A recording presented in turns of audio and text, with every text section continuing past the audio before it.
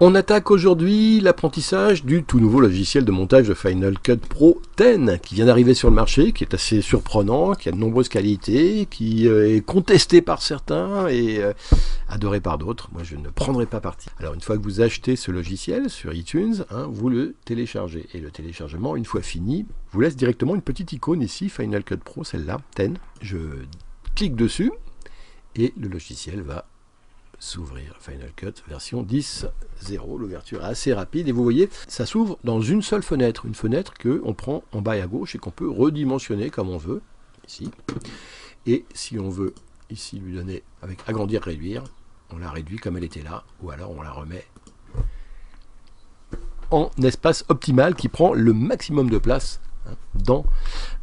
sur mon écran. Alors l'interface, on le voit, est séparée en 3 grosses parties. Avant de venir dans le détail, ces parties-là, vous voyez ici, on peut très facilement venir les adapter en fonction de ce qu'on veut voir de plus grand, plus gros, soit la partie à gauche ici avec le visualiseur, enfin, etc. Ici, et même chose ici, vous voyez qu'on peut très facilement tirer ici pour voir la timeline en plus gros, ou tirer ici pour voir en plus petit. La même chose là également, sur cette petite fenêtre là ici, on peut venir tirer là, ou d'étirer ici. Alors je dis 3, mais en fait c'est 4 effectivement avec ça, et même 5 avec cette barre d'outils ici. Donc on va regarder ici à gauche, en haut, c'est la bibliothèque d'événements, en haut à gauche, qui est vide à l'ouverture du premier projet, mais j'ai déjà importé des choses ici, et c'est vrai qu'on va travailler sur des choses que j'ai déjà importé de iMovie, comme ces petits projets ici, quand je les ouvre. Mais au départ, quand on ouvre le logiciel, c'est vrai qu'il n'y a rien a priori. Ici, il y a la liste des événements compris dans la bibliothèque, et à droite, ici, il y a ce qu'on appelle le navigateur de médias, c'est-à-dire que c'est là, en fait, que sont regroupés tous nos médias. Tout ce qui va nous servir au montage, c'est dans ce navigateur de médias qu'on va choisir ce qu'on prend pour le mettre en bas ici, dans le montage. Et en haut à droite, il y a un visualiseur qui nous sert à la fois à regarder ce qu'on va prendre ici, je prends ce plan ici, et je viens le mettre là. Voilà. Et maintenant qu'il est dans le visualiseur, vous voyez, je peux regarder soit ici, dans le visualiseur, ce qui vient ici, c'est-à-dire mes images de départ, soit ici, c'est-à-dire le montage où il en est. Le visualiseur me sert à regarder les deux choses. Ce qui est en haut, c'est-à-dire avant, je dispose d'un certain nombre de médias que je vais placer dans mon montage en bas, ici.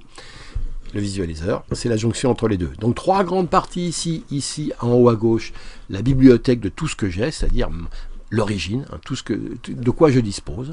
Ici, je regarde de quoi je dispose et je les mets en bas. Et là, je fais mon montage en bas dans ce qu'on appelle la timeline.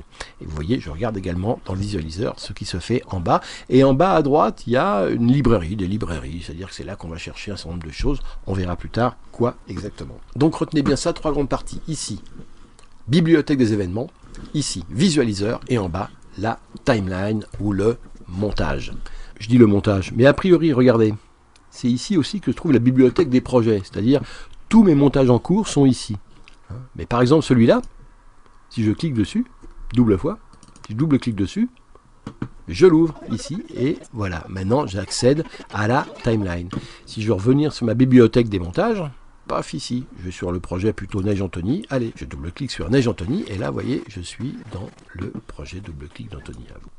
Alors, entre tout ça, il y a la petite barre grise ici, où se trouve ce qu'on appelle la barre d'outils, parce qu'il y a tous les outils. Alors cet outil-là, par exemple, nous sert à importer les images depuis une caméra, et on verra dans une autre leçon comment le faire.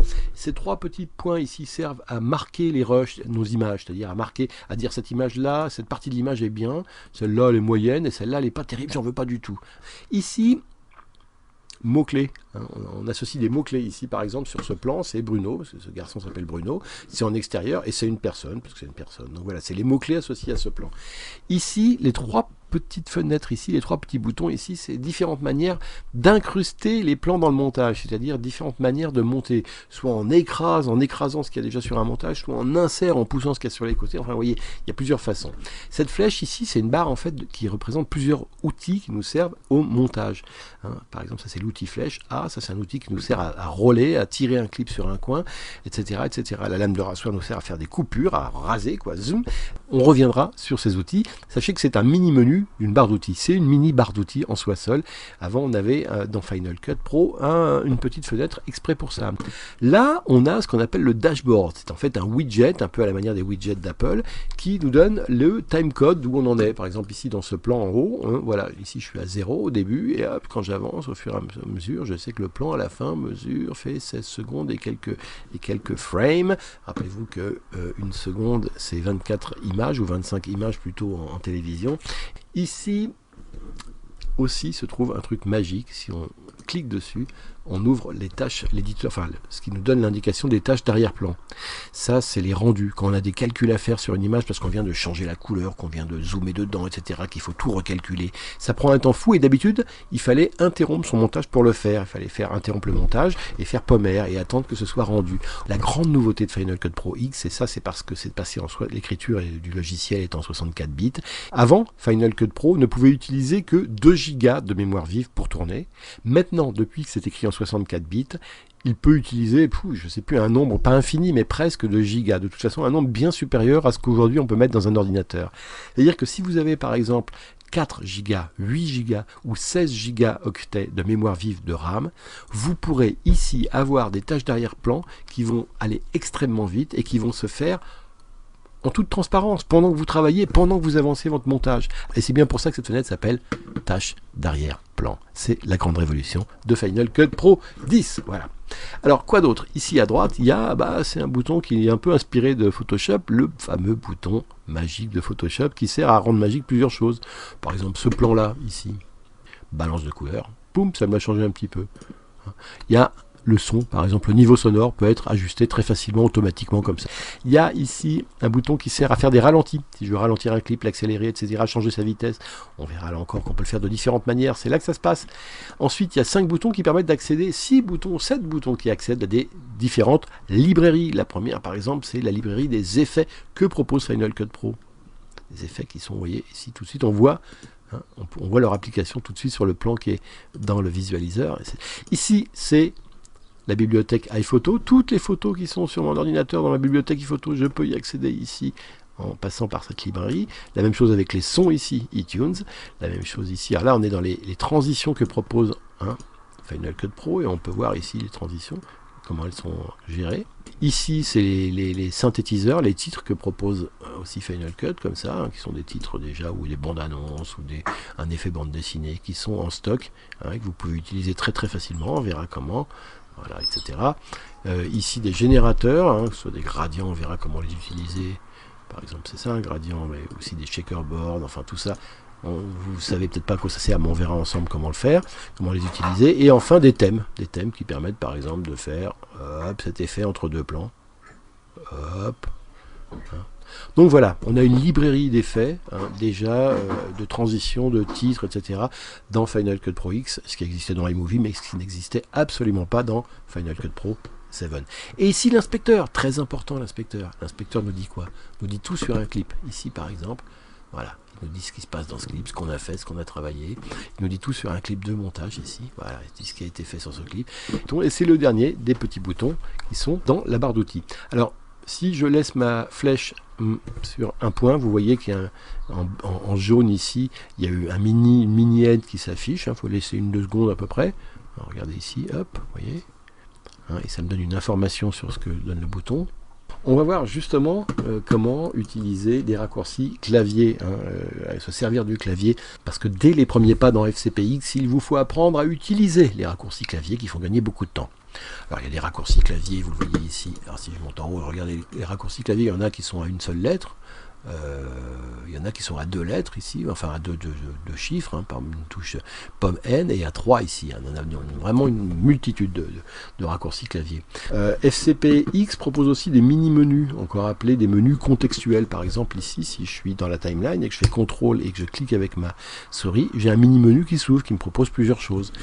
J'en ai un autre qui s'ouvre ici, pareil, en faisant chaque fois CTRL et clic, ici j'en ai un autre. Pour voir tous les raccourcis clavier de Final Cut Pro X, faites Final Cut Pro en haut, commande et personnaliser. Et là, vous le voyez, s'ouvre l'éditeur de clavier. Alors, pour voir quel raccourci clavier correspond à une touche, tapez sur la touche. Exemple, le N. Boum. Et vous voyez ici que le N, sans aucune autre commande, c'est le magnétisme, que je vous disais tout à l'heure.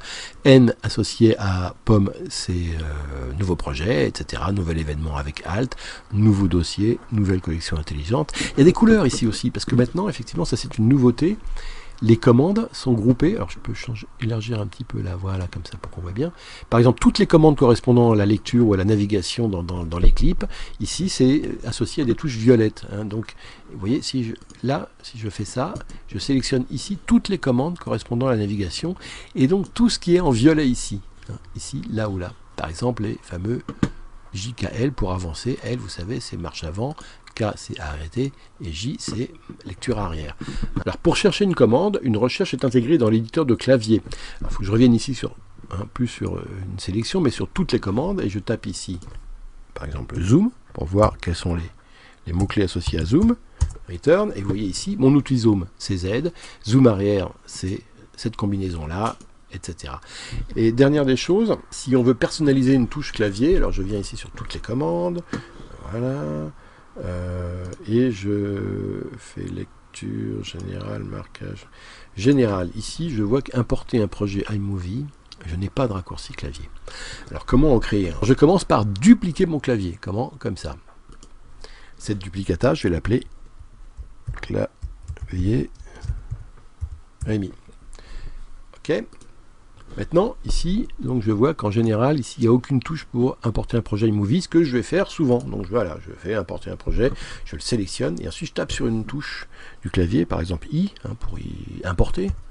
Mais aïe, mince, on me dit que le raccourci CTRL-I est déjà pris. Pourquoi CTRL-I? Parce que vous voyez que j'ai déjà ma touche CTRL. Donc si je prends I sans rien, ah, il est pris quand même, je ne peux pas. I avec commande. Ah, il est pris aussi. Je crois honnêtement qu'il va falloir que je change de clavier, de lettres. Vous voyez ici, dans ces touches, quand il y a un petit point en haut à droite, ça veut dire qu'il y a un raccourci à clavier associé à la touche. Il y a déjà un raccourci clavier. Hein. Donc, je vais prendre, par exemple, le 1 ici. Ah, bah, j'ai pas de petit point à droite. Si je tape sur 1, ben voilà, importer un projet iMovie, ce sera la touche 1 à partir du moment où j'aurai fait Save ici. Donc, je fais Save, je fais Close. Et ici, si je tape sur 1, pof, directement importer un projet iMovie. J'annule, parce que je n'ai pas envie de l'importer, mais vous voyez comment faire. Bon, on s'arrête là pour cette première leçon, et puis on en verra un peu plus le prochain coup. J'espère que vous aurez déjà appris à découvrir l'interface de ce nouveau logiciel fabuleux. À bientôt.